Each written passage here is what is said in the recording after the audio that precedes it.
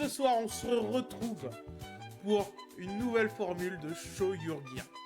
Show Your Gear, vous savez, on en a fait 2 pour l'instant. Le but était que tout le monde puisse venir pour présenter son gear, etc. Et je me suis aperçu que Show Your Gear, c'était beaucoup, assez restreint au niveau de ce qu'on présentait au final. On a eu beaucoup de nerds du gear, qui était très sympathique, hein. On a vu des beaux setups, mais j'ai envie de donner la parole à tout le monde. Il y a tellement plus de choses que le gear dans l'airsoft que je ne peux pas me restreindre. Évidemment, il y aura du gear ce soir, notamment quelqu'un qui est passé sur la chaîne, une tenue qui est passée lors de l'épisode avec Dusty. Mais il y aura aussi d'autres choses, notamment on nous réserve des surprises. Je suis content d'avoir trouvé des invités, j'espère qu'on tiendra sur ce rythme. Donc l'idée, Show Your Gear maintenant, ça veut dire venez montrer quelque chose d'exceptionnel que vous avez. Exceptionnel, je m'entends, hein. Pas obligé d'être le summum de ce que c'est, mais vous pouvez venir montrer une réplique d'exception que vous avez préparée, ou une réplique custom imprimée en 3D, je ne sais quoi. Vous pouvez venir montrer votre assaut, qui a un concept particulier, votre partie, si vous avez du mal à trouver du monde, ou si vous avez un concept à présenter, un groupe, une structure, même en tant que professionnel, j'ai pas de souci là-dessus. Bref, Show Your Gear, la parole aux airsofters, c'est vraiment ça la devise. Je veux que tout le monde puisse s'exprimer et que tout le monde soit poussé à s'exprimer. J'ai envie de montrer cette multitude qu'est l'airsoft. On le sait, il y a des speedeux, il y a des milsimers, il y a des mecs qui font des petites parties, il y a des mecs qui font des grosses parties, il y a des mecs qui font des gears modernes, des gears old school, des répliques imprimées en 3D, des répliques forgées dans les flammes du volcan du destin, de la montagne du destin, vous avez compris. Et voilà, donc c'est un peu la multitude que j'ai envie de montrer.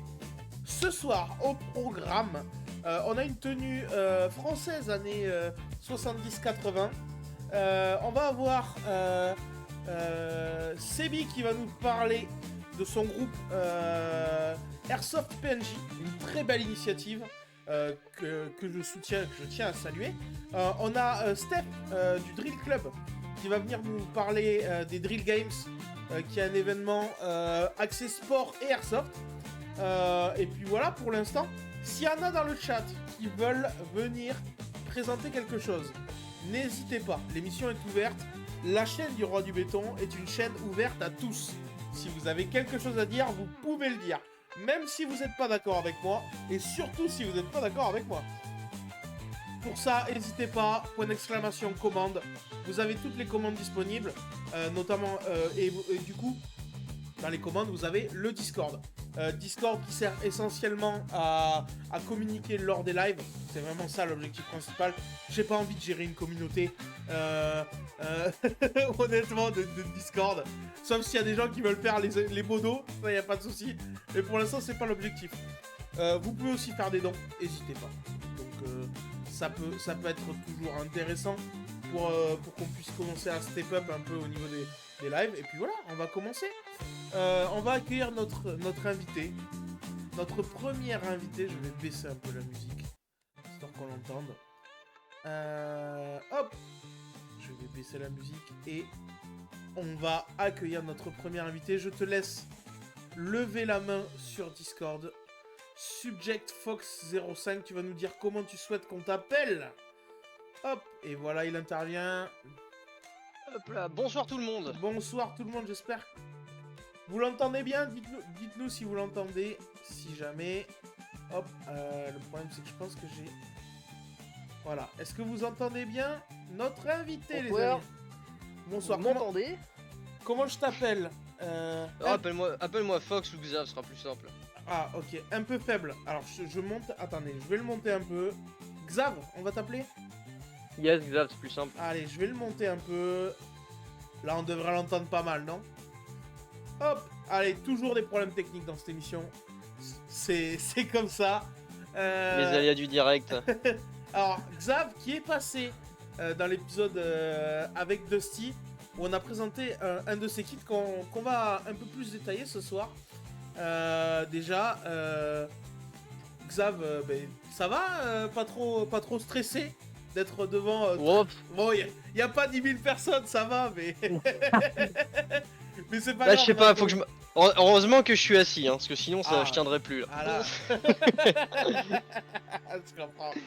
Bon, ce soir, tu viens nous présenter un kit.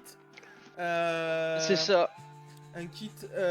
Alors, c'est armée française, c'est bien ça? On est d'accord? C'est ça, c'est armée française, années 80, ouais, mi-80, début 90, avant le passage du CCE. Et c'est un kit qu'on voit absolument jamais sur les terrains, mais qui est extrêmement cheap. Genre, il y en a pour la tenue, il y en a pour moins cher que la réplique. Ah ouais. Bah écoutez, déjà peut-être tu peux nous présenter un peu le contexte pendant que je vais montrer la tenue. Alors je regarde.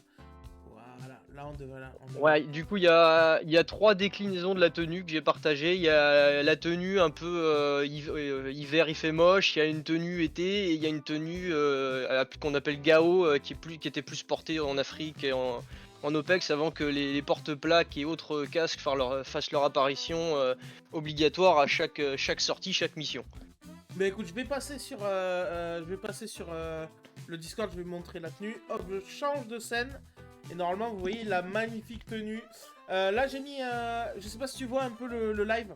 Si tu l'as en direct. Ouais, si, je l'ai en live. Comme ça, tu vois un peu... Là, on est sur la tenue Gao directement. Là, du coup, on part sur de l'OPEX en Afrique. Ok, donc là, contexte année à peu près. On est sur quelle période? Bon, allez, entre 85 et 90 encore. Hein. Ok, on a quand même... J'aurais cru plus ancien, tu vois. Ah, franchement, avec ce qu'il y a dessus, on peut clairement partir sur du début 80 même. Ok. J'essaie d'alterner un peu, voilà. Regardez-moi cette magnifique bouille. Donc là, on est typiquement sur le standard Gao avec les grosses... Encore là, il y a les Rangers, c'est même pas les pâtes au gaz que j'ai au pied. Parce qu'il y a les chaussures en toile sinon, mais que j'avais pas à l'époque Ah ouais. sur la tenue. Alors on voit les Rangers. Hop, je repasse. Je vais élargir un peu la scène parce qu'on la voit pas assez. Hop, voilà, là on voit de la tête aux pieds.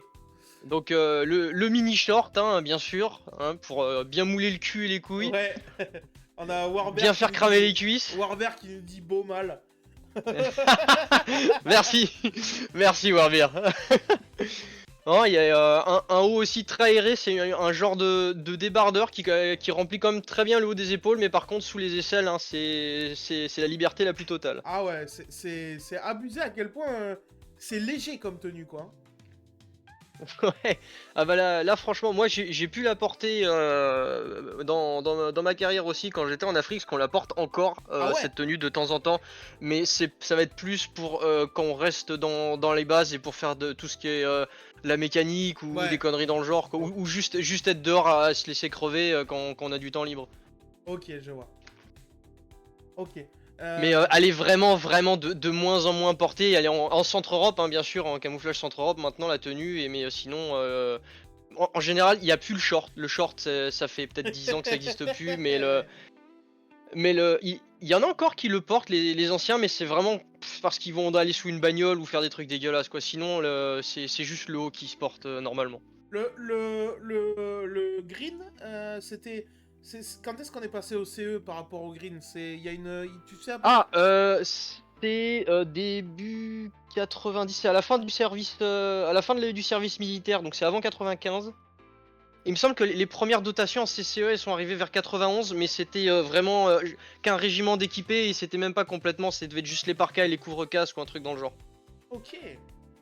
Ok. Je vois que... Ouais, on a une photo avec un... C'est un casque, c'est ça ou c'est une casquette? Ah non, c'est un chapeau de broue, enfin c'est même pas un chapeau de broue, c'est un bob là, carrément. Ah ouais, ok. Il a une forme très Qui particulière. Hein. Alors non, c'est une forme standard de bob, sauf qu'en fait il est relevé à l'arrière de la tête. Ok. C'est un peu comme le chapeau de brousse où on relève que d'un côté, en général oui, du côté de l'œil directeur, bah là c'est on relève juste à l'arrière de la tête tout simplement pour protéger la nuque. Ok. Donc là on a un brelage qui fait très période Vietnam. Bon après c'est mon côté inculte sur les tenues old school. C'est l'indétrônable brelage qui date, qui date de la nuit des temps et qui existe sous des déclinaisons assez nombreuses, on va dire. Mais là, on est sur du brelage F1 tout simple, hein, avec les boucles métalliques. Et ça vaut quoi? Ça vaut 5 balles, ça, si on se débrouille bien. Ça se trouve même, trouve même en braderie. Ouais, ça c'est des choses qui peuvent se trouver facilement. On a Makersoft qui nous dit la tenue Bob manche courte fait trop penser aux tenues VDV russes. Oh, Ah putain! Excellent, la référence! ah, j'ai pas la réponse, mais. Ah, je te l'envoie après si tu veux, elle est Vas-y, incroyable. vas-y. En service à partir de 86, on nous dit selon Warbeer 404 le CE. Ok. Ah yes, bah ça doit être ça. Donc là, on a quoi? On a deux poches porte-chargeur. C'est ça, on est sur le standard encore qui était actuel avant qu'on passe sur la SMB il y a quelques années, c'est deux porte-chargeurs, de 3 chargeurs.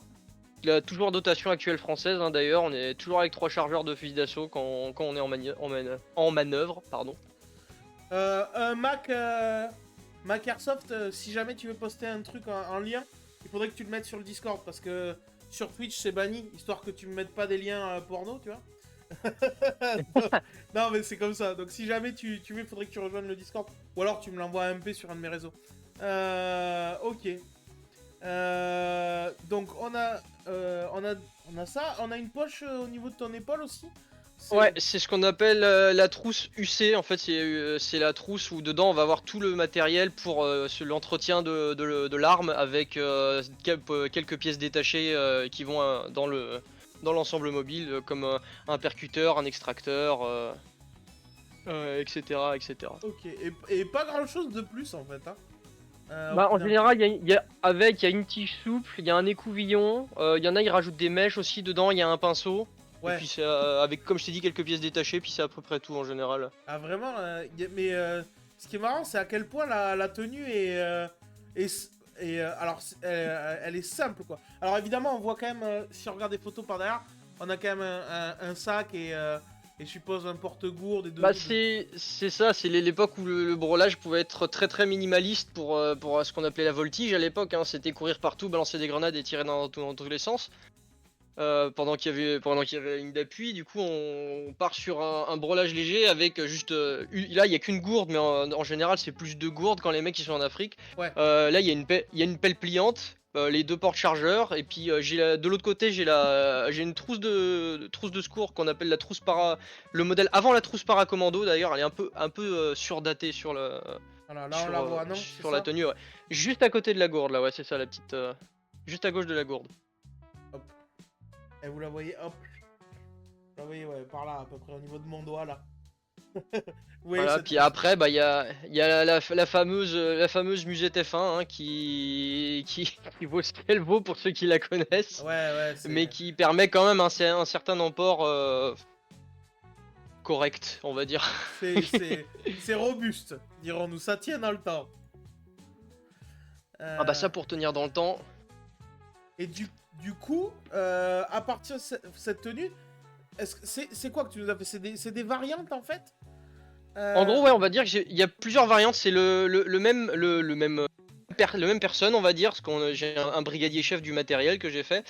Et du coup, bah, on va l'avoir sous différentes options. Bah, la version plus en métropole été avec les manches relevées, et au-dessus, plus en hiver avec la parka sur le dos. Ok. Donc ouais, là... Mais sinon, l'ensemble du kit est quasiment pareil. C'est juste les vêtements plus quelques accessoires qui changent. Comme là, j'ai mis le casque alors que je l'ai pas mis sur les autres. Ouais. J'ai avec celle-là, j'ai rajouté aussi l'ancêtre de l'ANP. De l'ANP, peut-être tu peux nous préciser, parce que... On n'est pas Alors tous, l'ANP, c'est appareil normal de protection à visière panoramique. ANPVP de base, c'est le masque à gaz français Ok. actuel, et il y a encore un sacré paire d'années. Mais ça, c'est le modèle avant. J'ai zappé le nom qu'il avait Ok. en plus, celui-là. Bon, ça va, on n'est pas obligé d'être aussi technique que ça. Certains font leurs recherches. Je sais qu'il y a des groupes français... Alors, je sais qu'il y a un groupe français Afgha. Ouais, il y a un groupe qui est sur Facebook qui est excellent sur le domaine. Il s'appelle tout simplement Modèle F1 Armée Française. Ok. Je suis dessus depuis quelques années et il y en a dessus. Il y a énormément d'anciens, mais il y en a, c'est des puits de savoir, c'est monstrueux. Ouais, parce que c'est... Bah, déjà, ce qu'il y a de pratique, c'est qu'on est dans le bon pays. Donc, la transmission de savoir est plus rapide. Et que c'est un thème qui jusqu'ici n'intéressait personne, mais qui commence tout doucement, vu qu'il prend de l'âge, à regrouper des communautés pour l'instant plutôt niche, on va dire. Mais ce qui est bien, c'est d'investir maintenant dans ce gear-là, parce qu'il coûte une misère. C'est aberrant. Tout à fait. Mais tout à l'heure, de toute façon, on va faire, si tu le veux bien, l'addition. L'addition totale. Donc, Ah bah oui. on va peut-être revenir un peu sur les deux versions précédentes. Déjà, on va revenir Bien sur sûr. la version avec une chemise et un pantalon. C'est ça. Alors, c'est vrai que quand on s'y connaît pas, on croirait presque à un soldat du Vietnam en fait. Hein. Un soldat quoi? Ça a coupé, pardon. Un soldat du Vietnam. Mais Ah, un soldat du Vietnam. ça, encore une fois, c'est Ouais, mon côté inculte. Mais c'est quoi? C'est une tenue F1 que ça s'appelle? Ou c'est autre chose? là, on est sur du modèle F1, tout simplement. Ok, donc c'est vraiment le modèle F1 de base, mais... Ah oui, on est très simple dans l'appellation des équipements à l'époque. Ok. Et une petite On est casquette passé par-dessus. du modèle F1 au modèle F2, et puis maintenant on est... Enfin, au début ils ont appelé ça Félin, puis maintenant le nom c'est TNG, et après ils ont sorti... Et maintenant actuellement on porte le F3. Ok. On avait aucune protection balistique à l'époque. Il y en avait, mais c'était essentiellement du pare-éclat. Ok. C'était pas du pare-balles. C'est comme les espèces de grosses vestes qu'on peut voir sur le Vietnam, comme tu dis. Des fois, les mecs ils ont une espèce de veste Ouais. un peu matelassée là. Ouais. Bah, c'est un peu la même idée. Ok. Et toi, vu que t'as fait un chef, il était peut-être un peu plus en... C'est pas un chef. Alors, brigadier chef, c'est l'équivalent de caporal chef. C'est on va dire le plus grand chez les petits, on va dire. Ok, oui. C'est chef d'équipe ou alors remplaçant, enfin adjoint du chef de groupe, on va dire. Ouais, ça peut gérer entre 2 à 7 mecs, quoi, on va dire, entre guillemets, c'est un peu ça l'idée. Voilà, c'est ça, c'est lui qui va gérer les 7 mecs si le sergent il tombe, on va dire. Voilà. Ou alors c'est lui qui va gérer le sergent s'il est tout neuf. Ok, ouais, oui, ouais. Je vais lui dire, non, c'est pas comme ça qu'on fait, cousin. Donc voilà, au niveau du matos, pas grand chose de plus qui change. Et après, donc, notre version un peu hivernale. Donc là, avec, on a rajouté quoi, un manteau par-dessus. Ouais, c'est ça, c'est une parka, c'est micro-poreuse, je crois le nom. Je dis pas de bêtises.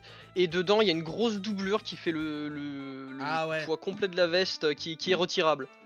Ah, je vois ce genre de doublure là. Et par-dessus, un petit casque. C'est ça, un casque avec une salade, tout simplement. Ouais, ça aussi, pareil, ça se trouve. Moi, j'en ai 2 à la maison. Si quelqu'un en Ouais, cherche franchement, là. n'hésitez pas à me contacter. Du coup. Mais peut-être que je vais finir par m'en faire une de tenue à force de recevoir des gens.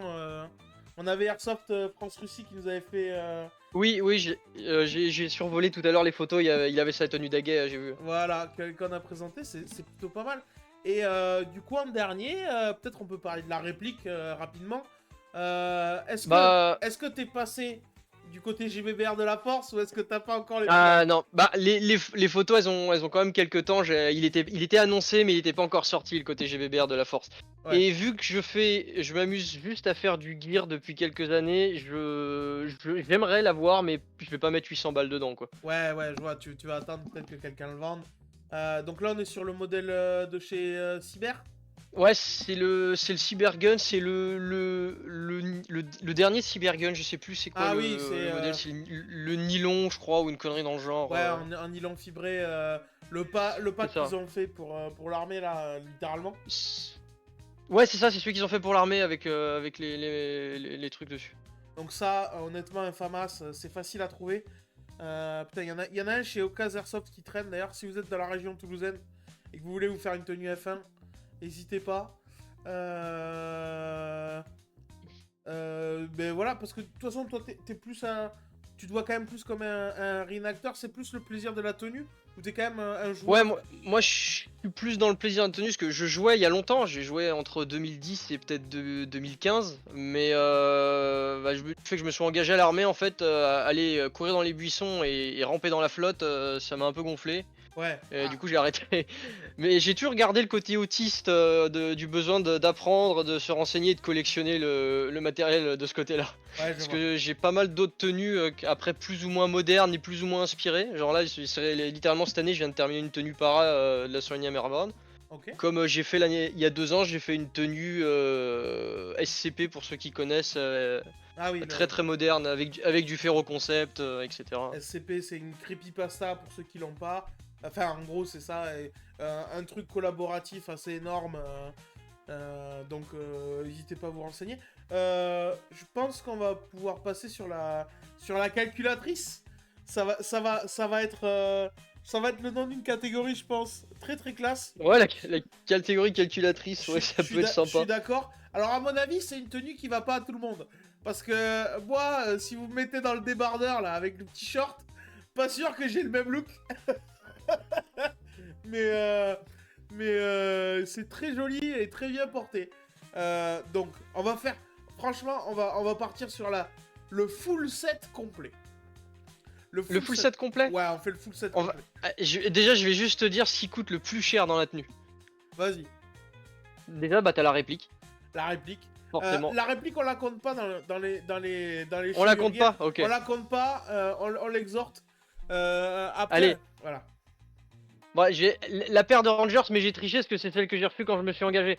Mais en vrai, pour une bonne paire de Rangers françaises, t'en as pour les 80-100 € si tu te débrouilles bien, mais neuves. Si tu les veux si tu les veux d'occasion, ce que je conseille pour pas s'arracher et se faire déformer les pieds, c'est d'en choper d'occasion. Et là, on est plus sur du 70-80 €, un truc dans le genre. Allez, on va compter 70. Putain, il me semblait en avoir vu des moins chers même. Mais Ouais, c'est fortement possible, hein. Alors là, si vous vous baladez en braderie de toute manière ou dans des surplus, vous en trouverez des tétrachés, des modèles différents en plus. Donc, il faudra juste faire attention sur lesquels vous prenez, parce qu'il y en a qui sont plus ou moins pourris.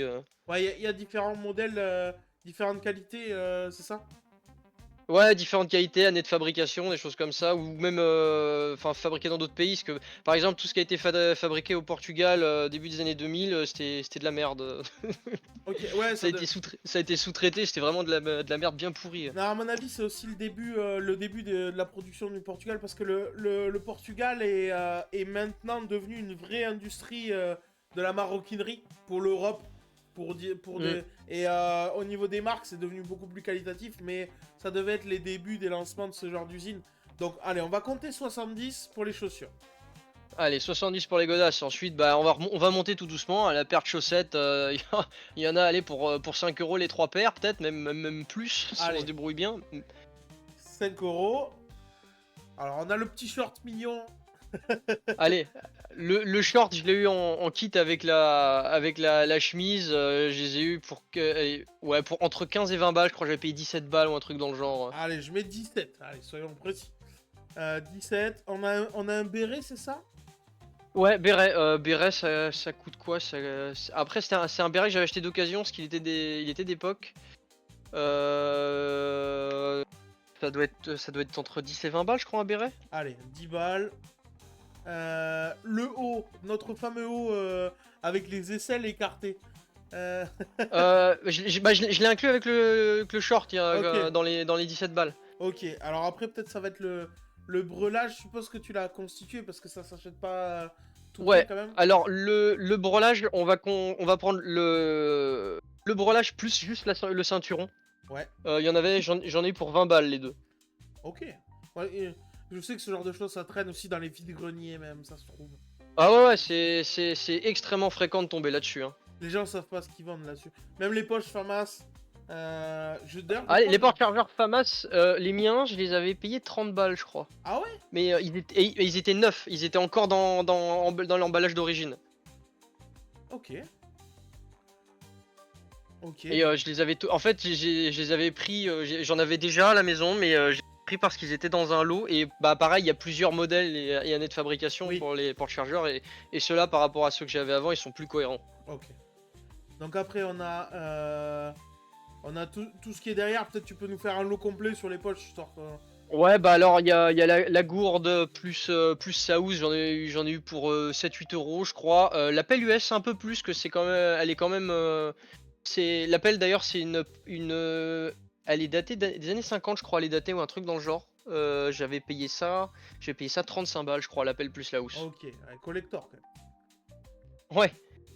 D'ailleurs, ce qui est amusant, c'est que c'est le même modèle que les paras ils avaient américains en sautant en Normandie. Ah, et les... En fait, c'est le même modèle, sauf qu'elle a été fabriquée après-guerre. Ah, ok, ok. Ouais. Et là, on est en, on est en 1981, quoi. Ouais, bah, et franchement, c'est un outil qui est increvable, hein, si on le s'en sert Après, correctement, marche, ça fonctionne bien, hein. ça Une marche. pelle, ça reste une pelle. D'ailleurs, ce qui est rigolo maintenant, c'est que c'est. Du moins, ce que j'ai pu voir en Guyane, ce qu'on avait perçu, c'est que les pelles US maintenant, c'est Glock qui les font. Oui, Enfin, oui. celle qu'on a, c'est celle de chez Glock. J'ai un ami qui a l'appel Glock, très bien aussi, ça fonctionne. Hein.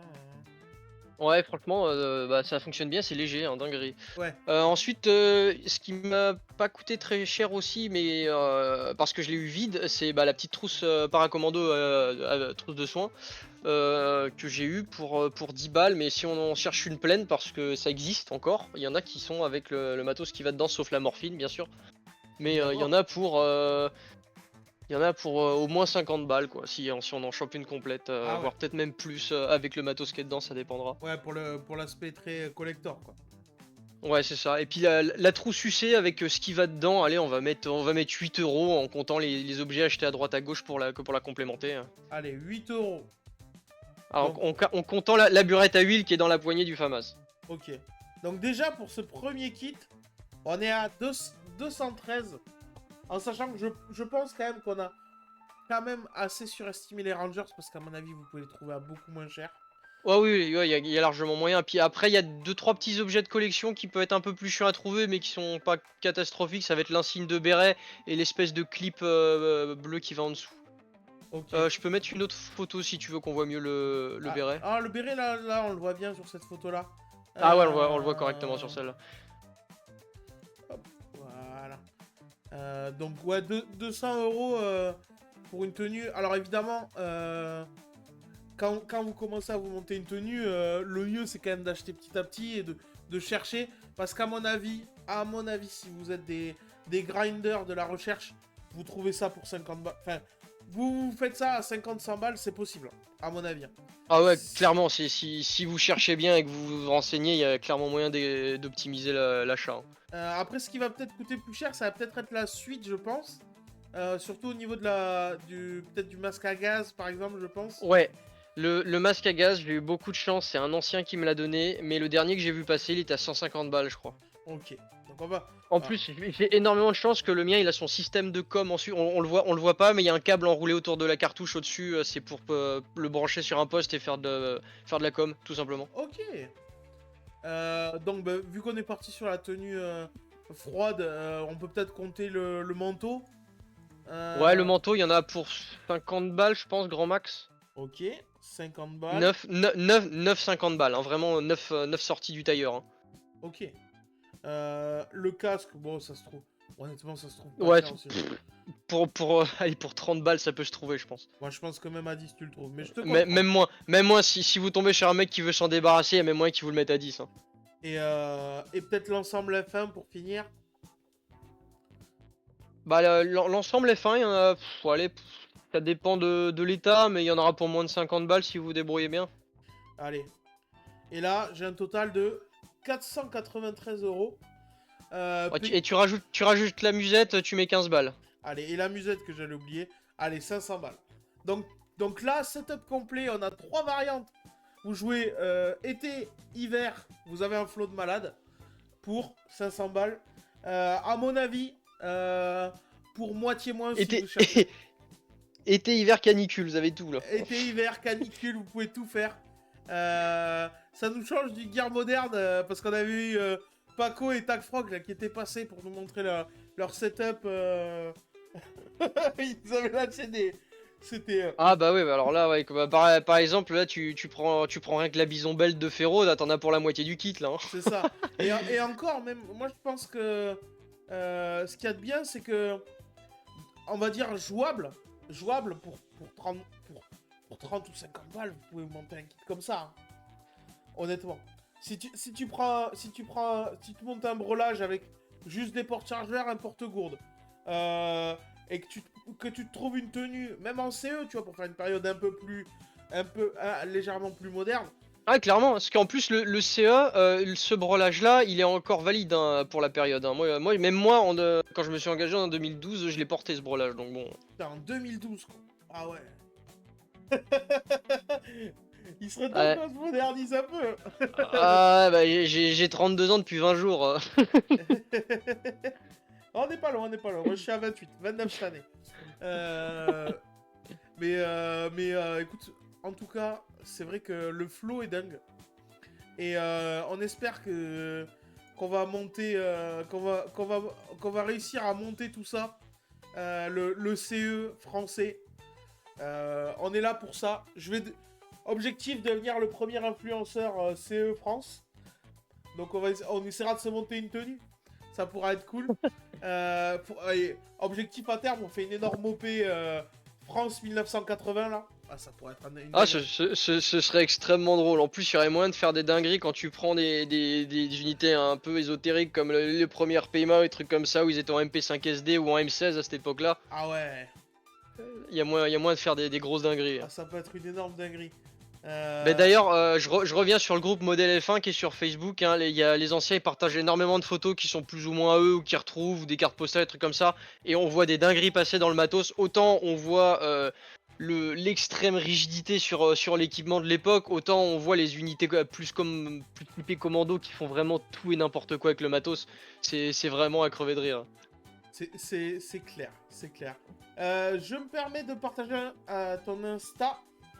Hop, juste ici dans le chat. Et merci Microsoft pour le Prime. J'ai pas eu l'alerte. Pourquoi j'ai pas eu l'alerte? Eh ben merde. Qu'est-ce qui se passe? On a plus d'alerte? Mais merde, Microsoft, il nous a offert son Prime. Putain de merde. Pourquoi ça marche pas? Ah, trop de flow dans la tenue, le bot il a câblé. Downstream Key a été désactivé. Merci Mac. Pardon. Pardon, j'avais désactivé le bot, putain. Vous voyez même plus le chat. Désolé, hein, toujours un problème technique. Tariq a cassé le live, comme d'habitude. Bon, mais du coup, allez voir son Insta. On espère qu'on se retrouvera sur une partie d'Airsoft. Peut-être pour un gros event. Souvent, Bah écoute, souvent les miloufs qui font de l'Airsoft, ils aiment bien aller sur les gros events pour voir des trucs qu'ils voient pas en vrai, quoi. Plutôt que de... je vais pas te mentir, hein, Kirsov et Dusty ils ont même pas réussi à me motiver pour faire une OP, donc je sais pas si on me verra un jour sur un terrain, ou alors ce sera peut-être pour faire le plastron ou le débile dans les kékés, mais c'est pas sûr. Ah, je comprends, je comprends. On trouvera un moyen, Bon, en tout cas, merci à toi, merci beaucoup.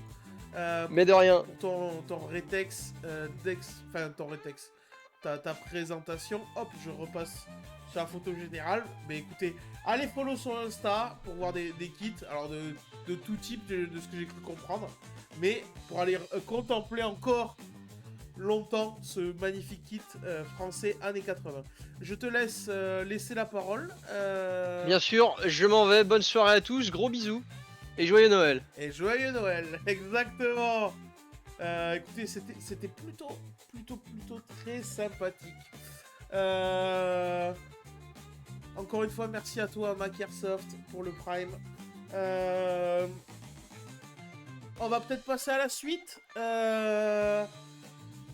Seb, est-ce que tu es là? Est-ce que tu m'entends ou pas? Tu peux... Ah oui, il a levé la main. C'est moi qui n'ai pas été réactif. Alors, hop. Salut à toi. Hello. Ça va? Ça va et toi? Ça va. Allez hop, en direct, t'es en direct. Tu passes en live. Merci à toi. Coucou tout le monde. D'être passé. On change totalement d'ambiance. Puisque tu viens nous présenter ce soir. Comment je t'appelle alors? Sebi, Seb? Tu peux m'appeler Mac. Hein. Mac. Ok. Bon, on va... Ah, mais c'est toi, Mac?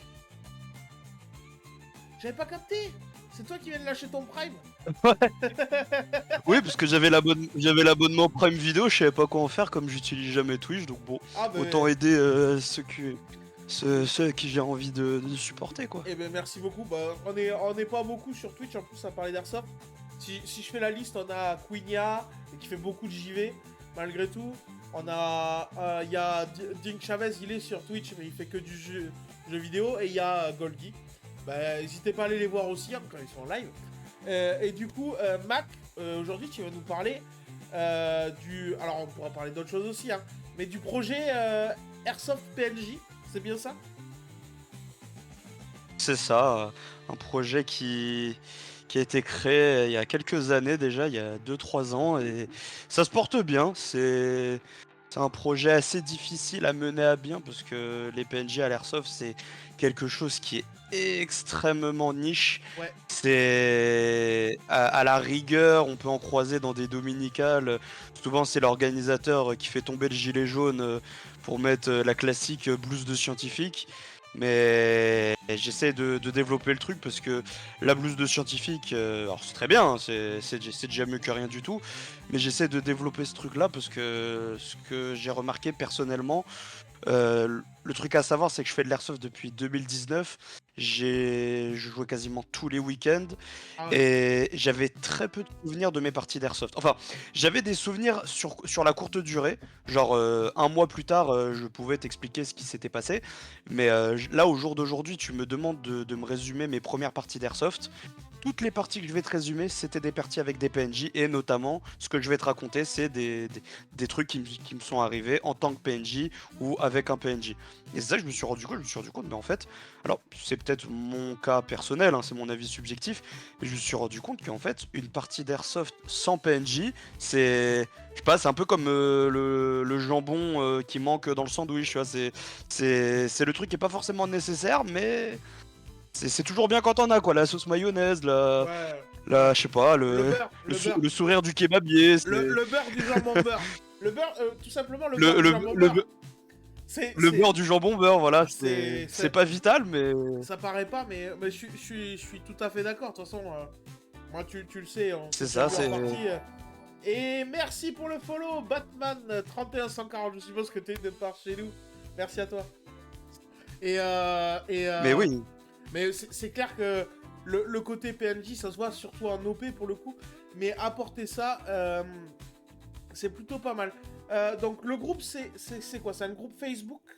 Un groupe... c'est un groupe Facebook et un groupe Discord Oui. également. Il y a un groupe Messenger à part, mais malheureusement, comme je te disais, le gros problème avec Facebook, c'est que c'était un réseau social extrêmement démodé et la communauté Airsoft en général, en termes de réseaux sociaux, la majorité, c'est très dur de les pousser sur Discord. Ouais. Ils restent beaucoup sur Facebook, c'est souvent des mecs inactifs. C'est d'ailleurs la grosse difficulté qu'ont souvent les organisateurs, c'est à part les habitués, c'est souvent très dur via Facebook de trouver des nouveaux membres parce que le système de Facebook fait que c'est assez compliqué.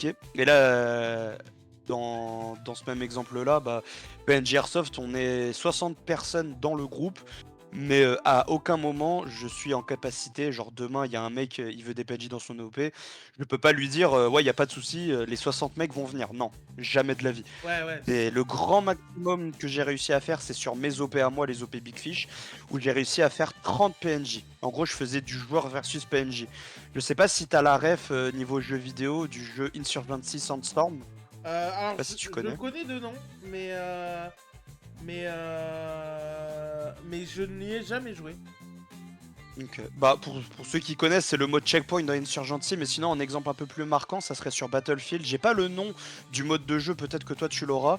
C'est en gros, t'as une équipe qui attaque, une équipe qui défend. Et l'équipe qui attaque, elle doit prendre les points un par un. Et plus ils avancent dans les points, donc capture du point A, capture du point B, capture du point C, plus leur spawn va bouger. Genre en gros, s'ils capturent le point A, bah le point A va devenir leur nouveau spawn dans le but d'attaquer le point B, etc. Et les défenseurs, eux, c'est l'inverse. Ils peuvent pas capturer des points qui ont déjà été capturés, ils peuvent que se replier et défendre le point qu'ils ont à défendre. Ok. Et j'avais fait ça avec des PNJ, notamment à la première des PNJ talibans, et à la seconde des PNJ un peu dans le délire à la Metal Gear, des mecs habillés full black, avec justement, d'où la ref à Metal Gear, tout un côté infiltration dans la matinée. T'avais une trentaine de joueurs qui devaient s'infiltrer dans la forêt avec quelques constructions sur le terrain, face à 30 PNJ qui eux devaient se comporter vraiment comme des PNJ dans un jeu vidéo, quoi. C'est genre si t'es caché derrière un buisson, alors évidemment que le mec t'a vu à travers le buisson, mais comme il a son rôle de PNJ dans la tête, il te verra pas. Il Ouais, va agir comme s'il t'avait pas vu. Ouais, vraiment, ça rajoute un vrai truc, hein, parce que moi, je l'ai vu par exemple, sur Shamshir, la fois où on s'est Shamshir, vu. totalement. Moi, alors, y avait pas que moi, mais tu vois, toi, tu jouais un immeuble, moi, je jouais un propriétaire de restaurant. Enfin, ça rajoute du sel dans tout ça. Alors, Ça, non. On a Batman qui nous dit j'ai beaucoup de mal avec Discord, je suis sur Facebook perso. Ouais, je comprends, mais Discord, il va falloir s'y mettre parce que c'est. En fait, si vous voulez, j'en ai parlé dans mes tout premiers lives, pour ceux qui n'étaient pas là. L'Airsoft, il a commencé sur les forums. Donc, France Airsoft, Sniperland, Tutti Quanti. Il est passé sur Facebook et maintenant il est en train de passer sur Discord. En fait, Discord, c'est les nouveaux forums. Ce qu'il y a de bien, c'est qu'on peut trier les catégories, c'est plus précis que Facebook. C'est.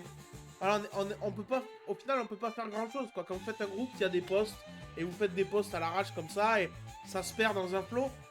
Et merci Kenob86 pour le sub. Merci beaucoup. Donc voilà. Donc l'idée du groupe PNJ, pour être précis et exact, c'est quoi? C'est de regrouper tous les gens qui ont envie de faire ça? C'est ça l'idée? C'est ça. Qui font ça, qui veulent faire ça, ou alors, à l'opposé, demain tu veux faire une OP, ou alors tu veux faire une dominicale, hein. Ça nous est déjà arrivé de nous faire inviter par des mecs faisant des dominicales. Tu cherches des PNJ, tu rejoins le groupe PNJ Airsoft, tu fais ton post. Alors les posts sont sujets à modération. Tu peux pas poster ce que tu veux, ça passe par la main d'un modérateur. Mais en gros, tu fais ta pub en tant que PNJ, évidemment. Tu vas pas dire ouais, venez jouer à ma partie en tant que joueur. Ça, non, ça c'est pas le but du groupe. Il y a beaucoup de groupes qui existent déjà pour faire ça. Ouais. Là, le but c'est juste, je fais ça, j'organise telle chose en lien avec l'Airsoft. Je cherche des PNJ, alors avec un peu plus d'informations, c'est toujours mieux. Et ensuite, les gens sont motivés, sont pas motivés. Et ensuite, tu vois avec la personne justement pour faire son PNJ. Et du coup, de ce même principe-là, on a notamment, alors que ça parle ou pas aux gens, parmi l'association de la FOA Fanfan qui a organisé sur Delta Zone retour aux ruines sur Delta Zone. On avait participé en tant que PNJ et j'avais, si je me trompe pas, approximativement 10 PNJ qui faisaient partie du groupe. Donc des collègues à moi, des collègues de collègues qui étaient tous dans le groupe PNJ Airsoft. Je me suis dit écoute, moi j'ai mon groupe PNJ Airsoft, tu veux un village, moi je peux te ramener des gens quoi pour faire. Alors j'en ai ramené 10, j'aurais peut-être pu en ramener plus parce que c'est vrai qu'à ce moment-là il y avait un peu plus d'activité. Mais pour le coup ça a été bloqué à 10. Pareil, un peu plus récemment à Gazpromova, on sera 6 PNJ à l'OP Gazpromova. Que des mecs de PNJ Airsoft pareil. Ah, c'est pas mal ça. Si jamais j'ai une fenêtre pour arriver à me faire amener là-bas, ouais, c'est une chicha ma cigarette, oui. Ce serait avec plaisir. Parce que vous êtes, pour l'instant, vous êtes quand même localisé quelque part, ou est-ce que il y a des gens d'un peu partout? Grosso merdo, on est quand même vachement en Île-de-France. Ok. On est la grosse majorité en Île-de-France. Après, on se déplace selon. Alors, c'est sûr que une dominicale qui dure de 8h à 10h à Marseille, ça va être compliqué. Mais pour des OP sur un week-end complet, si c'est prévu à l'avance, ça peut clairement se faire. À voir si le projet nous intéresse aussi. Oui, c'est ça, il faut avoir. Faut qu'il y ait un échange aussi, parce que jouer PNJ, alors pour certains c'est une contrainte, mais je pense que pour toi comme pour moi, c'est un plaisir de jeu, quoi. C'est vraiment du jeu de théâtre, mais il faut qu'il y ait un contexte qui fasse que quand vous amuse, Oui. c'est marrant. Si c'est juste pour baisser la tête et se faire tirer dessus et pas avoir d'interaction, voilà, ça sert à rien. Donc il faut avoir des projets intéressants, quoi. Moi, je m'en étais rendu compte, c'était courant, je vais dire une bêtise, 2022-2023, où j'ai commencé un peu à ralentir l'airsoft. parce que c'était tous les samedis, tous les dimanches, je faisais des dominicales. Alors ouais. un peu de tout, hein, mais à faire toujours des dominicales. Alors de tout, t'as autant les dominicales avec un scénario continu, genre t'as juste une pause à midi. Et là, j'ai déjà fait des OP un petit peu moins durs que ça. Genre des OP avec des micro batailles de 1 heure, mais ça se fait aussi, hein. Mais des dominicales, grosso merdo, ça tourne en rond, quoi. Ça va se bloquer sur de la capture de drapeau, sur de la pause ou de la récupération d'items, de la destruction d'objectifs. Bon appétit. Merci. Et... Je mange en même temps. Quand les gens parlent beaucoup, je me permets de manger. Et ouais, bah je me suis rendu compte qu'au bout d'un moment, ça me cassait les couilles et j'ai eu l'occasion de faire mes premiers PNJ. Et je me suis dit, mais c'est trop bien en fait. C'est trop drôle parce que, en fait, moi, à chaque fois que je faisais joueur, j'avais qu'un seul objectif en tête, c'était justement de jouer l'objectif. Il y en a, ils vont à l'airsoft pour faire du frag, il y en a, ils vont à l'airsoft pour rencontrer les copains, etc. Alors moi aussi, hein, évidemment, c'est toujours cool de faire des frags, c'est toujours cool de rigoler avec les copains. Mais franchement, moi, ma priorité principale, c'est de jouer le scénar. Ouais. Pour moi, si je vais dans une dominicale où il y a 0 scénar, ou alors que le scénar c'est genre faut capturer le drapeau dans son point, pour moi, alors je vais jouer, hein, je vais m'amuser, y a pas de souci, mais j'aurai pas le beurre dans le sandwich, quoi, Ouais. comme tu disais plus tôt. Ouais. C'est sympa, je peux passer une très bonne journée. Genre là, week-end prochain, on compte aller à Hama France avec des collègues. Je sais pertinemment que c'est pas un scénario où on va sauver le monde et où je sais pas quoi, mais ça va être une dominicale basique, mais je vais m'amuser, je le sais. Je vais y aller avec les potes en plus, ça va être cool. Mais, comme je disais, il manque le beurre, quoi. Il manque le petit PNJ, Ouais, le petit sel, qu'il soit con ou pas, hein. Oui, mais c'est ça qui est marrant, qu'il soit... Des fois il en faut des cons, des fois il en faut des malins, des fois il en faut... C'est ça. Et le truc que j'avais souvent, c'est que quand tu veux jouer que le scénar, suffit déjà que tu pues la merde. Suffit déjà que tu te fasses soulever par l'équipe d'en face. Suffit que tu sois avec une équipe qui cherche pas à jouer le scénar ou qui soit un petit peu plus amateur, hein, au KFS, excusez-moi, qui soit un petit peu plus amateur ou qui cherche juste pas à jouer le scénar. Que genre, je te dis une connerie, l'objectif il est à droite et tous tes collègues ils sont à gauche. Sauf que le problème c'est que si l'équipe d'en face joue le scénar, t'es baisé. Tu te retrouves tout seul face à 40 mecs et c'est mort.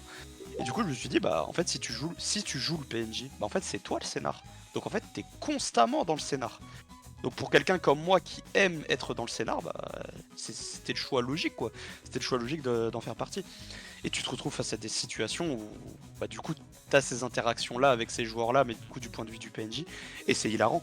Quand tu joues, je te prends un exemple tout con, quand tu joues un Homo sapiens, donc vraiment une tenue d'Homo sapiens à moitié à poil, hein, avec un gros bâton, etc. Que tu parles en Ouga Booga, que les mecs qui te regardent, ils ont compris à quoi tu ressemblais, parce que t'as un cosplay un minimum crédible et ils ont compris que tu parlais pas, et t'en as, il va te parler en anglais.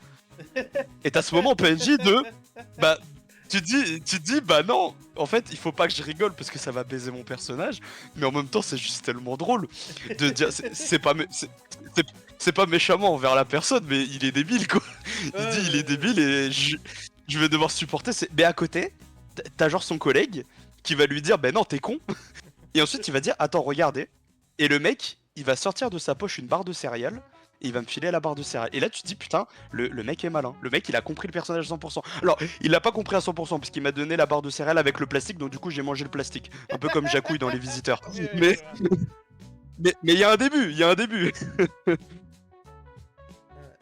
Il y a un début, et ça te donne des interactions de malade. C'est pareil pour Shamshir par rapport à toi, quand t'avais fait Tariq, que tu cassais les couilles avec tes prix de merde, et que du coup les villageois ils ont eu la bonne idée de mettre des lentilles au porc dans ta pocolle et d'aller prévenir les talibans que tu mangeais du porc.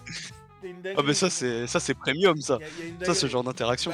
Même le côté où on a fini à faire des élections et tout, c'était une vraie dinguerie stoppée là-dessus. Exact. Je vais juste lire un message du chat, on a Alucrad qui nous dit puis les PNJ sont là pour faire du RP, ce qui est pas forcément du côté joueur, on a souvent besoin de leur rappeler ou de les pousser. Tu vois, pour le coup, tout dépend aussi de comment tu recrutes tes joueurs et sur qu'est-ce que tu leur vends, parce que c'est vrai que sur une dominicale, souvent ça peut être limité, le RP des gens, mais il suffit de quelques personnes moteurs pour que ça se lance, hein. Tu vois, de la même manière que Moi, de toute façon, ma théorie, c'est que l'airsoft, il y a 1%, enfin, c'est pas ma théorie, c'est la vérité, en fait. Il y a 1% des joueurs qui font en sorte que ça se passe. C'est-à-dire que c'est 1% des joueurs qui organisent les parties, créent les assos, gèrent les assos, créent des groupes comme le groupe que Mac nous vous présente aujourd'hui, lance des initiatives. Et donc c'est sur ces personnes-là que repose le truc. Après le RP, voilà, plus ou moins simple, ça peut partir très vite. Ton groupe, donc ton groupe est sur Facebook, il y a aussi un serveur Discord, je sais pas à quel point il est actif. Ouais, c'est ça. Euh, Je trouve qu'il est un petit peu plus actif, le PNJ Airsoft Discord, parce qu'en plus, notamment, c'est aussi mon quartier général, on va dire, entre guillemets. ouais, je vois. C'est là où j'ai des channels personnels pour mes écritures d'OP, j'ai tout mis dans le PNJ Airsoft. Et ouais, par rapport à ce que tu disais plus tôt, c'est vrai que le côté de vouloir pousser les joueurs, bah ça vient aussi. Moi, je mets toujours l'accusation sur l'organisateur, parce que après, chacun a son avis sur la question, mais moi j'ai toujours eu l'avis que malheureusement, c'est dur à dire, mais l'organisateur est toujours responsable, parce que bah, c'est l'organisateur, hein, c'est lui le responsable. Donc, à partir du moment où tu fais une partie roleplay et que t'as pas ce côté un minimum, l'inverse de laxiste, j'ai pas le mot. Strict, on va dire. Ouais, strict, voilà. Exigeant. Que t'as pas ce côté strict, alors sans être... Exigeant, peut-être. C'est peut-être plus De ça. quoi? C'est Oui, peut-être- voilà, un peu plus exigeant en termes de RP. Après, c'est vrai que c'est difficile. C'est, disons, si tu veux faire un dress code, c'est facile, tu vois, Enfin, c'est facile. C'est relatif. C'est facile dans le sens où tu demandes la photo à l'inscription et si le mec, le jour J, il vient avec la bonne tenue, c'est bon, il est validé. Maintenant, le roleplay... Je vois difficilement comment faire venir un joueur en étant sûr à 100% que le mec sera roleplay. Ouais. Ça, malheureusement, déjà, ça dépend de la journée. Si le mec, 2 semaines avant à l'inscription, il est chaud, mais que le jour J, il a la tête dans le cul. C'est sûr, c'est compliqué. Après, encore une fois, tu vois, si par exemple, si mettons nous deux, on se met à vendre une OP, les gens, ou tu vois, qu'il y a Dusty et tout, les gens, ils vont s'attendre à ça, tu vois. Il y a aussi ce que tu as fait avant qui fait que les gens poussent à faire ça. Tu vois, si la W-Team nous sort une OP et qu'ils attendent du RP, ça va être plus compliqué au niveau du Oui. public. Ouais, je suis tout à fait d'accord avec ce que tu dis. Mais t'as tout ce côté-là justement qui est mis en avant. Ça c'est un truc à chaque fois que quand je commence à partir dans ces sujets-là, c'est un truc que je remets tout le temps sur le devant de la table, c'est que ce soit au niveau des streams, au niveau de les chaînes YouTube, les gens qui font des vidéos sur YouTube, en fait tu regardes au jour d'aujourd'hui. Alors pas 100% des vidéos YouTube, mais 100% des vidéos YouTube qui marchent, c'est des vidéos YouTube avec du frag. C'est genre ça fait du kill et tout, le scénario est très peu mis à l'avant. L'exception à la règle, à la rigueur, bah, je vais te dire HBKV2, mais HBKV2, tu vois, il va avoir cette balance-là, où dans sa vidéo, il va avoir une partie frag et une partie roleplay un peu plus portée sur le scénario, et encore, ça va dépendre de la vidéo YouTube. Mais ouais, Je suis un d'accord, cas Pierre. très concret que j'avais à l'époque, un cas concret que j'avais eu à l'époque, c'était la track. La track, il y a Oui. énormément de personnes qui la connaissent. Oui, bah oui. Tu regardes une vidéo random qu'ils font où c'est juste du frag, et il y a je sais pas combien d'abonnés. Et à côté, il te lâche des pépites cinématographiques où vraiment il se casse les culs à te faire une belle vidéo qui présente bien le scénario de l'organisateur et qui te met vraiment dans l'univers. Bah, ça attire pas tant de monde que ça, quoi. On a Fred Airsoft Player qui a fait une belle une belle vidéo sur Shamshir justement là-dessus. Oui. Après, je pense aussi que les vidéos Airsoft malheureusement pâtissent du manque de moyens et d'ambition des créateurs parce que encore une fois parce que c'est extrêmement compliqué de bien filmer une OP. C'est très difficile, tu vois, faudrait presque filmer ça comme un film et avoir plusieurs caméramans. Oui. Et c'est là où c'est compliqué, tu vois. Pour moi, il faudrait avoir une équipe de 4-5 mecs, tous équipés en GoPro et d'un peu partout et avoir des plans et faire des multiplans, capter bien le son et tout. Et c'est là où c'est très technique. Bah, tu prends la vidéo de la track sur Border War. C'est Ouais. exactement ce que tu viens de dire. Bon ben, let's go, hein. On va le faire. Hein. façon, un jour, peut-être que. Un jour, on finira peut-être par le faire. Peut-être que quelqu'un y arrivera. J'ai des projets en tête, là, en termes de vidéos. D'ailleurs, n'hésitez pas. Tu fumes le narguilé. Exactement. N'hésitez pas à suivre la chaîne YouTube si jamais je place ma pub. D'ailleurs, peut-être tu peux m'envoyer aussi le lien du groupe Discord, que je le partage dans le chat, parce que j'ai partagé le... J'ai Tu partagé... veux le lien du PNJ Airsoft, c'est ça? Ouais, c'est ça, comme ça on le partage un peu, que les gens puissent rejoindre, si jamais, et puis qu'ils le voient même dans la rediff, Yes. ils pourront y Tu veux rejoindre. que je te l'envoie comment? Tu peux me l'envoyer en MP sur Je te Discord, l'envoie en privé? tout simplement. Ouais, tu peux me l'envoyer, voilà. Hop, nickel. Donc il suffit que je copie. Et après, du même principe, il y a également ce même souci côté joueur. Ouais, parce que je suis le genre de mec qui aime bien. Comment on peut dire ça? Genre, quand il y a un sujet qui marche pas trop, j'aime bien m'immiscer dedans. Tu vois? Si demain tu me dis, ouais, je sais pas, la courbe du bitcoin baisse, bah c'est maintenant que je vais l'acheter, tu vois? Je suis le genre de mec. Je comprends, ouais. Et ouais, bah, du même principe, c'est les scénarios. Les scénarios à l'airsoft, parce que les PNJ, certes, les PNJ c'est rare, mais c'est 100 fois plus présent que des scénarios poussés. Mais quand je dis un scénario poussé, c'est dans le sens, moi un scénario poussé, je pars du principe que si, je te dis une connerie, ton synopsis il fait 2 paragraphes et qui se résume par il y a une équipe, je te dis un exemple qui ne va pas du tout résumer 90% des OP du monde, hein, mais tu prends bloc de l'Est versus bloc de l'Ouest et ils se tapent sur la gueule, bah là t'as 90% des scénarios OP Airsoft quoi. Ouais, clairement. Et t'es là, merde, fais chier quoi. Et à côté t'as des OP, je me rappelle plus le nom que c'était, mais c'était un univers asiatique où les mecs avaient des tenues vraiment d'époque asiatique, tu vois, en mode Vietnam, Koweït et tous ces trucs là. Et je crois en plus ils vont... Tu parles de l'OP Vietnam? Non, Non, ah non. Ah, j'ai peut-être pas la ref alors. elle s'appelle pas Vietnam, elle a un nom un peu complexe à dire, mais t'as ce genre d'OP vachement niche. Alors, pour le coup, là on reste dans un scénario assez basique où t'as vraiment 2 blocs qui se tapent sur la gueule, mais on est déjà sur quelque chose de beaucoup plus pertinent. Et après à côté, bah t'as la connerie que j'ai créée, on va dire. Si tu veux, je peux t'envoyer le. Ah bah vas-y, je sais pas. On a peut-être un... C'est dit. On s'était dit à l'époque avec mes collègues à moi, venez les gars, on écrit un scénario d'Airsoft, une OP. De base c'était prévu pour faire une seule OP. Hein. Et on s'est dit, par contre, niveau scénario, niveau lore, on met autant de lore que tu pourrais retrouver sur un jeu vidéo type Nier Automata ou même sur un film, voire même une série. Ok. On dit vraiment, il y a la berzingue de personnages, chaque personnage a son lore, un lore complexe, c'est pas juste ah lui c'est un dictateur, c'est un méchant dictateur, non. En fait le dictateur tu te rends compte que c'est un ancien membre de l'unité du personnage principal, que le mec il souffre de PTSD parce qu'il a littéralement buté le père du personnage principal qui était son meilleur ami, et que suite à ce PTSD là il s'est fait récupérer par une personne inconnue, faut pas spoil. Et que vis-à-vis de ça, grâce à cette main anonyme et le budget de cette main anonyme, qu'on va appeler Big Fish hein, pour que les gens comprennent, et ben il a pu créer sa propre île, il a pu diriger sa propre île paradisiaque qui aujourd'hui s'appelle la Pelipoupski.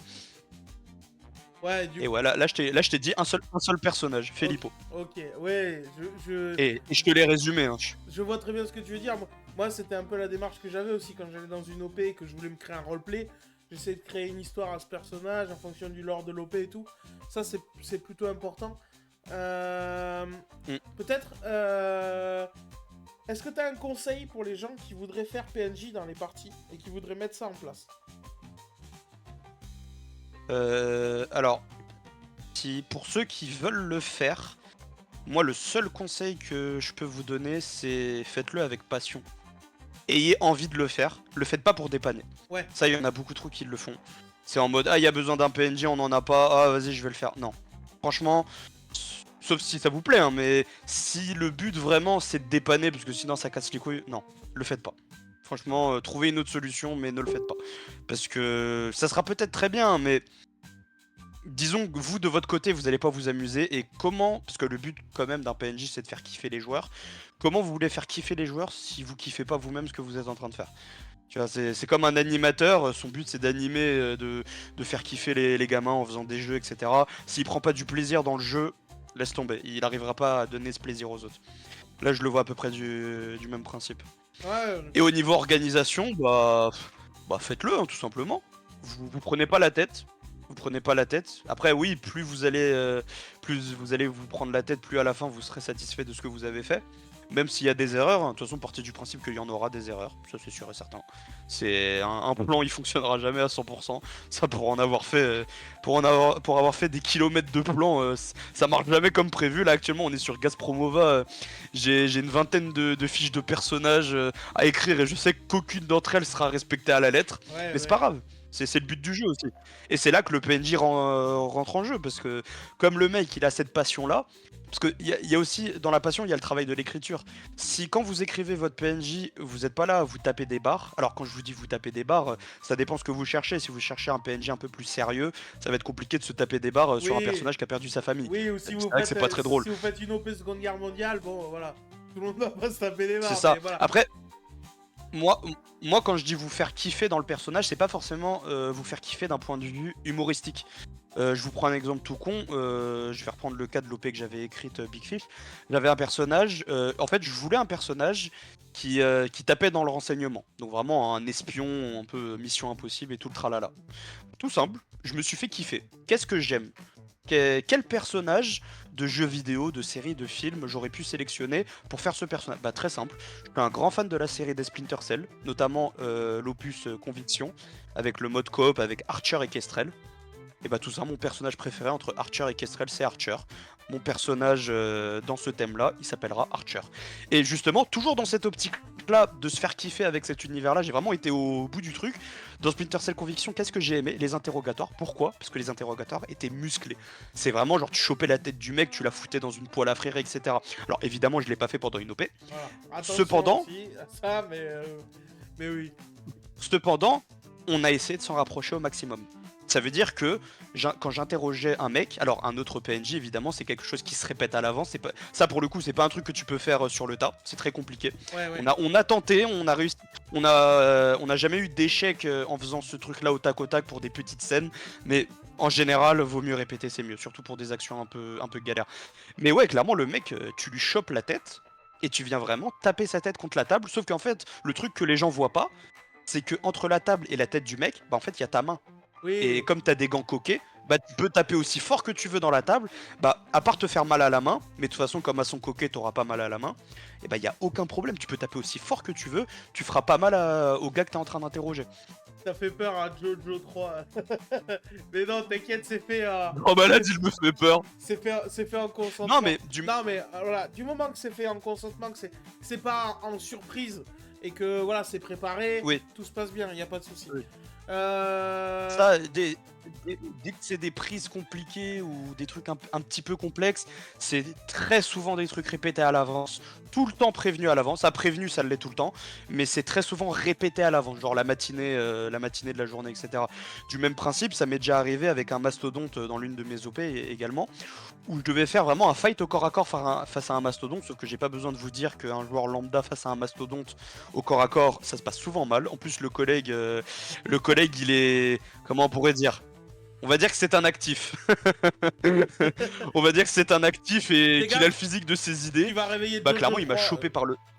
qui adore faire Ouais, des c'est ça, le mec m'a chopé par le col, il m'a balancé en arrière et mon collègue Kylian qui m'accompagne depuis un petit moment, il lui a foutu une giga patate dans l'estomac quoi. Alors évidemment la patate était fausse, en plus il y avait le gilet et tout donc il y avait aucun dégât, mais du point de vue du mec qui est 5 mecs derrière, bah lui dans sa tête c'est ouais là devant moi il y a un mastodonte qui est en train de baiser la gueule de mes deux chefs d'équipe quoi, qui est vraiment en train de les massacrer et je peux rien faire parce que je suis en train de lui vider des chargeurs dans la gueule, sauf que next thing you know, bah les mastos dans mes OP ils sont souvent complètement immortels. Ouais, Genre, y a pas de plaque balistique ou de grenade ou de car. Non, il est immortel. Ah ouais. Et ça, pareil.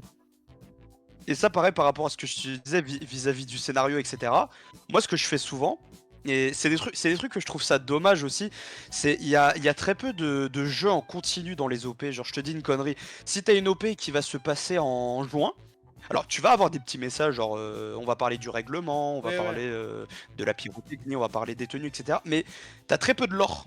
Genre souvent le lore il est déjà mis Oui, de base, disons ou que c'est alors un il est peu. mis au dernier moment.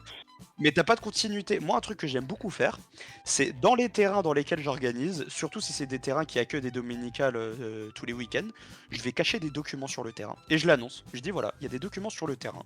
Si vous allez jouer en dominical là-bas et que vous trouvez un document, libre à vous de le partager ou de le garder pour vous, mais ce document-là pourrait éventuellement vous servir pendant l'OP. Et justement, là, pour reprendre le cas du mastodonte, t'avais des documents sur ce mastodonte-là, où il y avait des tests balistiques faits sur le mastodonte, et le calibre le plus puissant qui a été utilisé pendant ce test de tir, c'est comment il s'appelle le canon pendant la Seconde Guerre mondiale là, qui tire des méga La obus. grosse Verta. Voilà, je crois que c'est du 500 militaire, Ouais, 500 un non. truc comme ça, ouais. Voilà. Et Et bah j'ai dû écrire une connerie comme ça, genre du 400 mm et ça lui a juste fait genre une éraflure quoi. ok. Pour bien faire comprendre aux joueurs que laisse tomber, barre-toi. Eh ben écoute, merci Mac. On a notre prochain invité qui est là, donc on va s'arrêter là pour l'instant. Peut-être un dernier truc, qu'est-ce qu'on peut souhaiter, qu'est-ce qu'on peut faire pour le groupe PNJ Airsoft et pour les PNJ Airsoft en général. Parlez-en autour de vous. Parler. C'est votre dominical que vous faites le week-end, allez voir l'organisateur et dites-lui, il y a ce groupe-là, il cherche qu'une seule chose, c'est à pouvoir faire PNJ quelque part, proposez-leur, tout simplement. Mais écoutez, parlez-en autour de vous, propagez la voix du PNJ, suivez les liens que je vous ai mis en description dans le live, et sinon de toute façon, vous tapez PNJ Airsoft sur Facebook, vous devriez le trouver. Et puis voilà, merci à toi Mac. Ouais, pas de au soucis. plaisir de se voir en OP. J'ai hâte de faire du roleplay avec toi. Je vois que t'as plié à Jojo 3, Pareil. ça fait plaisir. Allez, salut Mac. Vas-y, salut. Hop. Alors, notre troisième invité du soir. Troisième invité du soir, il va falloir qu'il lève la main. Alors, nickel. Hop. Je vais le passer sur le channel. Tu pourras passer après Jojo si tu veux. Comment... Alors, hop, normalement c'est bon, j'ai accepté ta demande et tu dois confirmer que tu prends la parole pour pouvoir parler.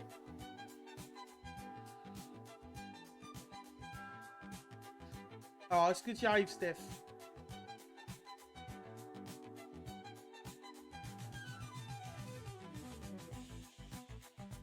Alors, normalement il faut que tu appuies sur la main. Parce que je t'ai donné la parole et... Ah, ok, faut que tu redemandes. Voilà, et je t'invite à parler. Normalement, faut que tu montes, du coup. Voilà. Voilà. Là, t'es mute maintenant. Maintenant, il faut te démute. Attention. On est sur une personne expérimentée de la vie, mais peut-être pas avec Discord. C'est bon, c'est bon. C'est bon, on l'entend. Comment ça va, Steph? Ça va et toi? Ça va. Eh bien, écoutez, donc on accueille ce soir Steph du Drill Club. Drill Club qui est un projet à côté de chez nous, chez qui j'étais mercredi pour faire une petite vidéo. Vous verrez ça très bientôt, normalement. Comment ça va, Steph? Moi, ça va super. Mais écoute, c'est un plaisir de t'accueillir sur le live.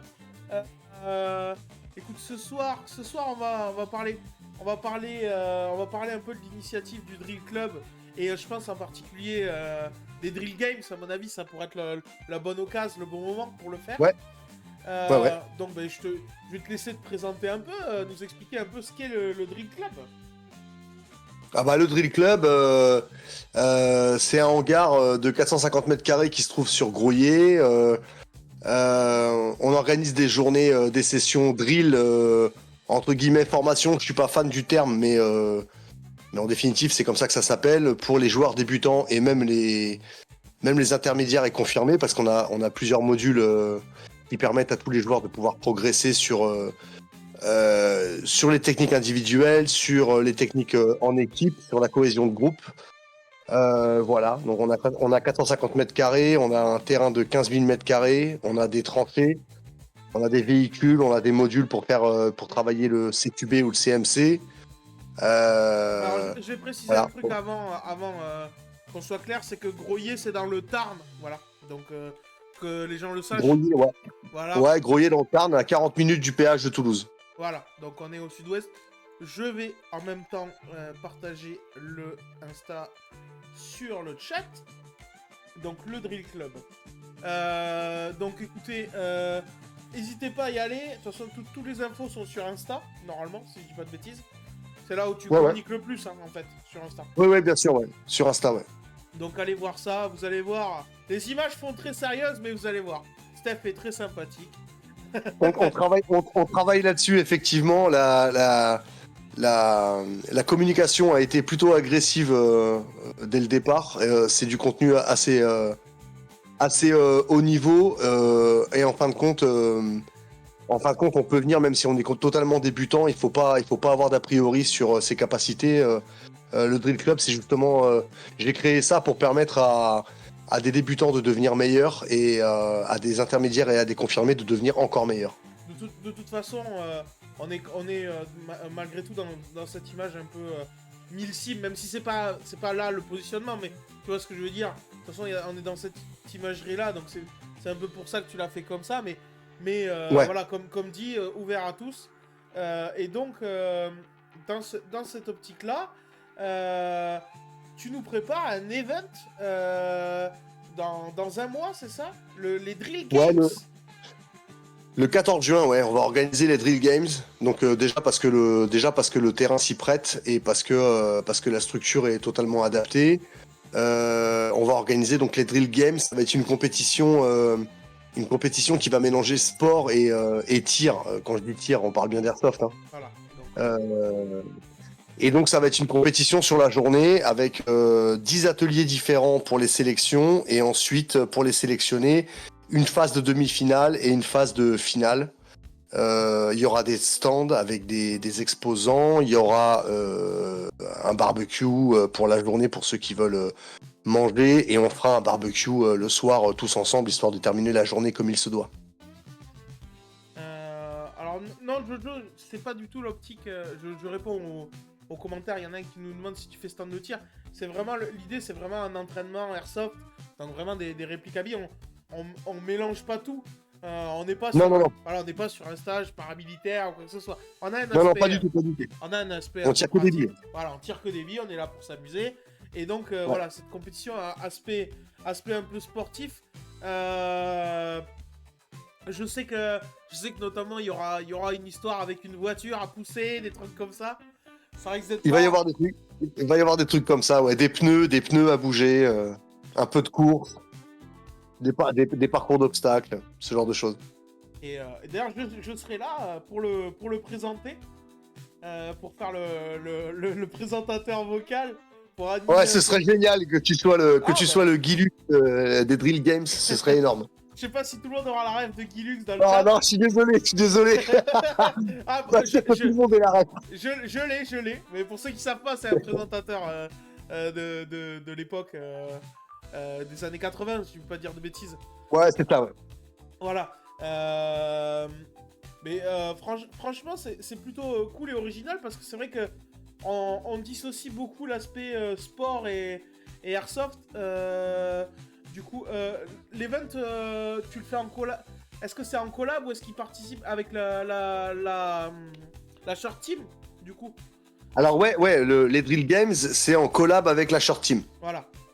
Et donc il y a tout cet aspect-là, voilà, parce que ça ressemble quand même un peu à un aspect un peu crossfit et tout. Il y a quand même cette direction-là, mais dans le domaine de l'airsoft, donc avec des exercices de tir sur cible et tout, en réplique évidemment. Ouais, c'est-à-dire que si tu veux, le modèle de base, c'est un peu le biathlon. Ouais, ok. En gros, tu fais du ski et tu fais des pauses pour tirer, pour travailler la précision sous... comment te dire, quand t'as un peu entamé l'endurance physique, quoi. Et donc l'idée, c'est de créer des ateliers où il y a toujours une espèce de pré-fatigue soit cardio, soit musculaire, derrière laquelle tu dois enchaîner des exercices de tir sur lesquels on mesure des résultats sur le résultat en cible. Ok. Ok, peut-être un lien à partager, parce que je sais que vous avez ouvert la billetterie, il me semble. Hein, ou je dis La billetterie est ouverte, ouais, sur la page Insta, en story régulièrement, sur la page de la Short Team aussi. Vas-y, je vais aller sur la page de la Short Team pour la trouver. Histoire, parce que, alors forcément, vu qu'il y a quand même beaucoup de moyens engagés, c'est payant, parce que moi, je sais que, moi, au début, je me posais des questions sur le côté, un peu sur le tarif, etc. Mais c'est Ouais. vrai que toi, t'es une asso encore pour l'instant, techniquement. Ouais, le Drill Club, c'est une asso toujours. Ouais. Mais ce qu'il faut savoir, c'est qu'il y a beaucoup de frais parce que c'est un local qui est loué avec un terrain. Ouais, ouais. Voilà, donc c'est un peu à ça que sert le que vont servir les participations techniquement. Il y a aussi possibilité pour tous les gens qui sont plutôt du côté sportif de la force que du côté airsoft de Ouais. louer du matos. Ouais, carrément. Et puis voilà, j'espère que ça va être cool. Est-ce que tu peux peut-être nous... Il y a peut-être des exos que tu peux nous dévoiler un peu, que tu peux nous teaser? Ou tout reste secret encore? Alors, techniquement, je peux pas te dévoiler, les différents ateliers parce que ça reste en off jusqu'aujourd'hui. Maintenant, je peux te donner des infos. Il va y avoir des pneus. Ouais. Le hangar total, il fait 90 mètres de long sur 10 de large. Donc, le tour du bâtiment, c'est 900 mètres. Alors, on fera pas faire le tour du bâtiment hein, parce que ça durerait trop longtemps et ce serait trop fatigant. Mais il va y avoir des épreuves avec de la course, il va y avoir des épreuves avec des trucs tout simples, hein, des pompes, peut-être parfois des burpees, des voitures à bouger, des pneus à bouger, des pneus à tirer, des parcours d'obstacles, Ok. ce genre de choses. Ok. Il va y avoir des mannequins à manipuler, on dit pas plus. Ok. Et pour les gens peut-être un peu moins sportifs ou préparés, on a quand même la possibilité de venir assister. On est d'accord, c'est un event participatif. Bien sûr, ouais. Oui, parce qu'en fait, si tu veux, le 14 juin, c'est les Drill Games et en même temps, c'est une porte ouverte. Ok. Ça veut dire que quand vous allez sur la billetterie, vous pouvez dire que vous passez voir. Et donc, vous venez en tant que spectateur. C'est juste que on a demandé aux gens qui étaient visiteurs de s'inscrire quand même, parce qu'on a besoin quand même d'évaluer en amont le niveau de fréquentation pour anticiper. Et après, il y a la possibilité de s'inscrire pour participer et la possibilité de s'inscrire pour participer en ajoutant l'allocation du kit de réplique qui permet de faire la compète. De toute façon, je vous ai mis le lien dans le chat. Vous le voyez là. Donc vous pouvez, il y a une page de billetterie, etc. sur billets web. Donc c'est fait, c'est propre, c'est carré. Ok. Non, mais je disais ça. Voilà, je disais ça pour le chat, que c'était propre et que c'était carré. Peut-être qu'aussi on va présenter un peu le Drill Club un peu plus en détail, parce que je sais que toi, par exemple, t'as tout un système où t'as plein d'accessoires, t'as des modules, t'as des voitures aussi. Qu'est-ce qu'on fait avec des voitures dans le Drill Club, quoi? Bah, qu'est-ce qu'on fait avec les voitures dans le Drill Club? On fait ce qu'on appelle du combat véhicule. Alors, on va dire que normalement, vulgairement, ça s'appelle du VCQB, mais il y a un petit, pas un litige si tu veux, mais VCQB serait une marque déposée par un instructeur américain et du coup, Ah ouais. on n'est pas censé utiliser ce terme-là, donc on n'utilise pas, donc on parle de combat véhicule. Et qu'est-ce que c'est du combat véhicule? Bah, c'est en gros, je suis dans une voiture à deux, tout seul, à 3, à 4. Et on se fait tirer dessus de l'extérieur vers le véhicule, et comment je descends du véhicule pour me défendre et utiliser le véhicule comme une couverture et pas prendre de billes. Mais c'est plutôt intéressant, c'est un truc original qu'on voit pas beaucoup. Alors, c'est très très stylé. Ah bah, C'est très très stylé. j'ai vu ça, j'ai hâte de faire ça. Va falloir vite que je me bouge le cul à venir à un stage. Je sais pas si t'en fais bientôt. T'as bientôt des sessions de Basics? Des basics, il y en a quasiment tous les week-ends. Les dates sont annoncées dans les stories sur le compte Insta et dans les à la une sur l'onglet à la une, c'est prochaines dates. Ok. Donc le basics, si tu veux que j'explique, le basic, si tu veux, c'est tout ce qui permet à un joueur de jouer en sécurité pour lui et pour ses potes. Comment il peut agencer tout son équipement, tout ce qu'il a besoin de trimballer, et c'est son choix à lui de trimballer tout ce qu'il veut trimballer. Mais comment il l'agence sur lui pour être optimisé à fond et comment bouger correctement avec sa réplique, comment avoir du résultat en cible, parce qu'en fait, il y a énormément de billes qui partent dans la nature. Quand on joue, en général, il y a beaucoup de billes qui partent et qui touchent personne. Ouais. Et l'idée, si tu veux, c'est d'optimiser ça. Vous ferez des économies en billes et en batterie, ou en gaz si vous êtes en GBBR, encore mieux. Exactement. Mais écoute, va falloir que je vienne. Mais je vois que t'en as un prévu le week-end prochain d'ailleurs. Comment? Je crois qu'il y en a. Je dis des bêtises ou. T'en avais pas un prévu le week-end prochain? Non, le week-end prochain, je suis pas là. Je suis sur. Je pars moi-même en stage le week-end prochain. Ok, d'accord. Ah, le formateur se forme, t'as raison. Exactement. C'est plutôt pas mal. Sinon, peut-être au niveau des commodités, si on vient de loin, il y a possibilité de loger à côté. Il y a des choses où il y a des possibilités là-dessus? Ouais, bien sûr. Alors, on aura bientôt, parce que en fait, le club est sur un site qui est en démolition-reconstruction. Donc tout est en phase de reconstruction. Au début, on n'avait pas l'électricité. Maintenant, on a l'électricité. Tout le site est sous surveillance vidéo. On aura bientôt une salle d'eau avec toilette, lavabo et douche. Donc bientôt, on pourra même dormir sur place. Et à l'heure où je te parle, par exemple, là, j'ai des gars qui vont venir de l'Hérault au mois de juin. Et en fait, ils viennent sur un stage de 2 jours. Et dans ces cas-là, en fait, on leur réserve un Airbnb qui est à 6 minutes du club. Ah ouais, ok. Et d'ici la fin août, si je te dis pas de bêtises, il y aura même un autre Airbnb avec 8 places qui sera ouvert. Et celui-là, il est à 100 mètres du club. Donc on peut venir un week-end, même de plusieurs heures Ouais. de trajet, se faire un gros délire Drill Club, ça Carrément. fait pas mal. Ouais, carrément. C'est original, je lis les messages du chat, hein, c'est original, ça change Ouais. ce style d'event. Ouais, je suis plutôt d'accord, c'est ça qui est cool. Et ouais, c'est un peu pour ça que j'ai fait l'émission, c'est pour présenter toute cette variété d'événements.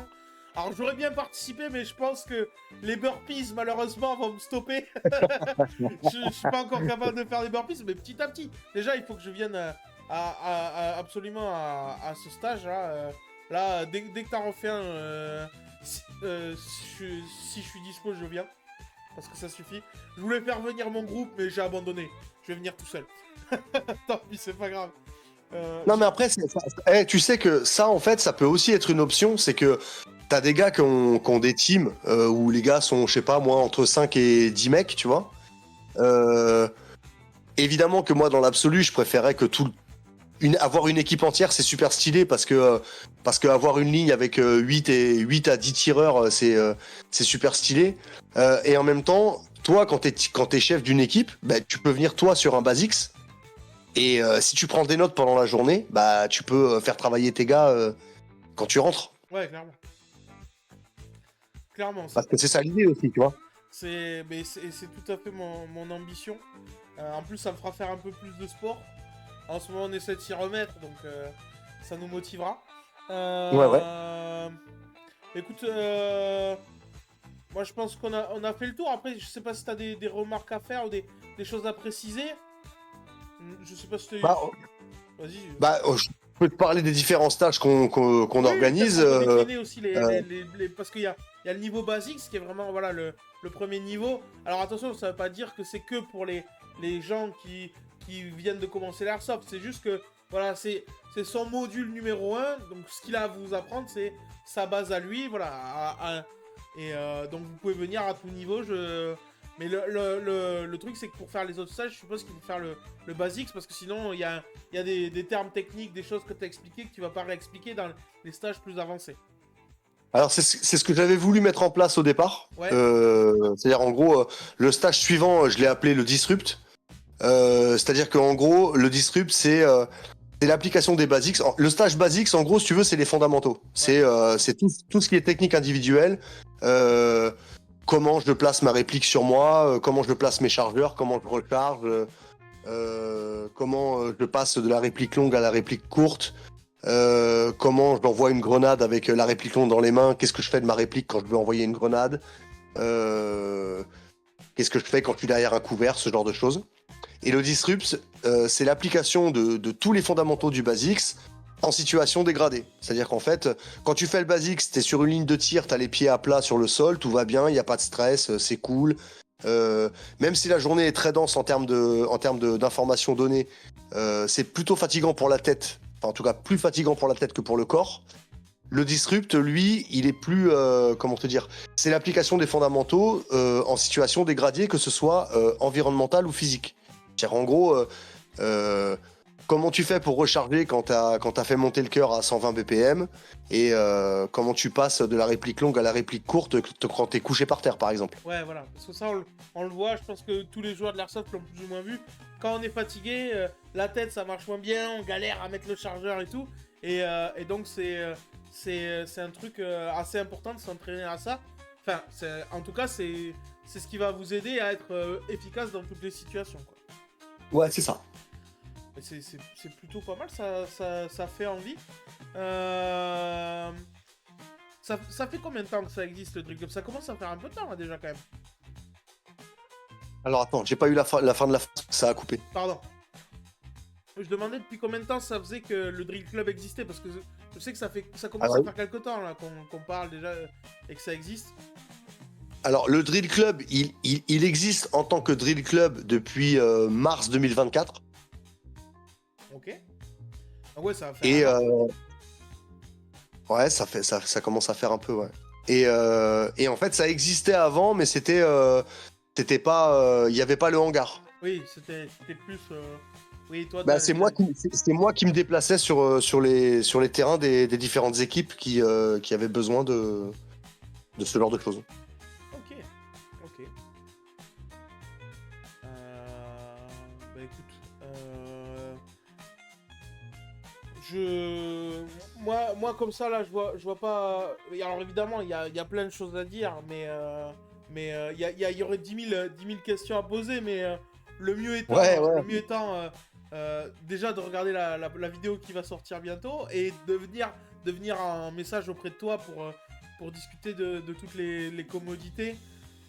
Oui, carrément. Voilà, donc vous avez le Insta, là vous avez le Insta et le groupe Facebook de l'event qui se prépare pour le 14, non, enfin le deuxième week-end de juin, je crois, ou le troisième, je ne saurais plus dire.